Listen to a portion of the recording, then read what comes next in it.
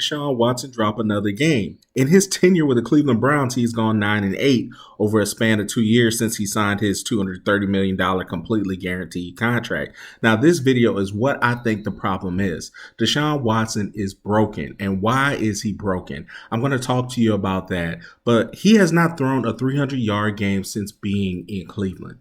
What happened to that fun-loving quarterback that was with the Houston Texans, whose successor looks like he's having a whole lot of fun, C.J. Stroud?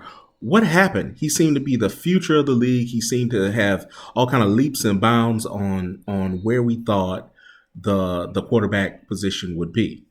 So all hell broke loose externally. I'm not here to talk about that, whether he did it or not. And I can say it's a lot of people lining up to say something that you did do. All right. So with that being said, what happened? I think Howie Long put it so eloquently, and I did not think about it earlier on the Fox broadcast. He said that you could tell that Deshaun Watson, just to get on the field as a professional, he has had to compartmentalize.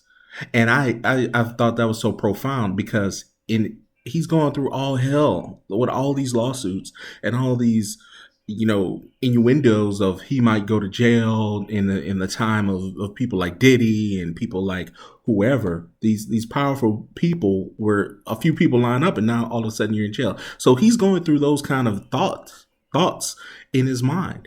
So in order for him to be a professional quarterback in the NFL, he has to compartmentalize. But what does that take away? And that's where I took a step further from Howie's thought.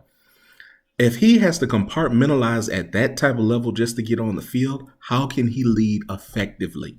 Now, this was really, really impactful. I saw Nick Saban talk about transactional and transformational leadership.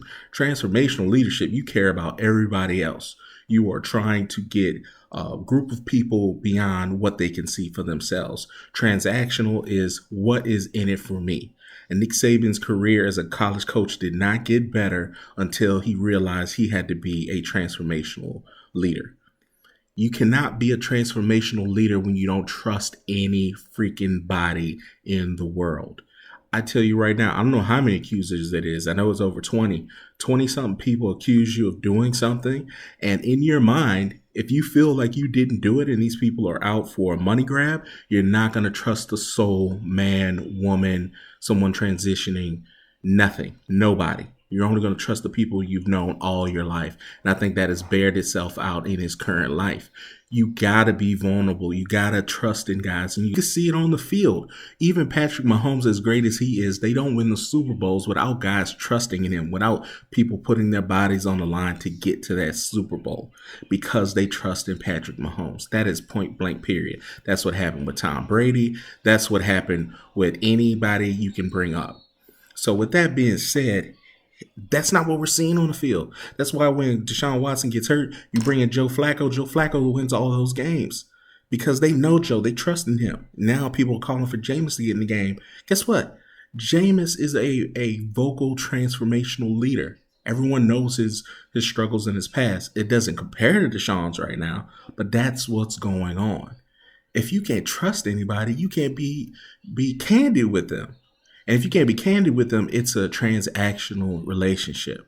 That's what people talked about Russell Wilson so bad in Denver for. He would never let them in close to who he was as a person because they feel like it's always a facade. With Deshaun Watson, it's not a facade. It's like, I'm going through a lot. I got to keep everybody at arm's length. No, you can't come by the house and kick it because a lot of stuff is going on in my life. With that being said, he is broken in that aspect. Until he's able to let go and move forward, he will not be an effective leader. And I mean, the record, even though it's 98, you can see it. The Cleveland Browns are going basically almost nowhere this year. They're, whatever the record is, 1-4, 1-5. They would have to make an incredible turnaround just to be able to make the playoffs and actually look like a championship team because they don't look it. They haven't looked it since Deshaun has been there. So either they're going to have to trade him, even though his contract is crazy, and figure that part out, or it's over. Heritage Sports. Let me know what y'all think.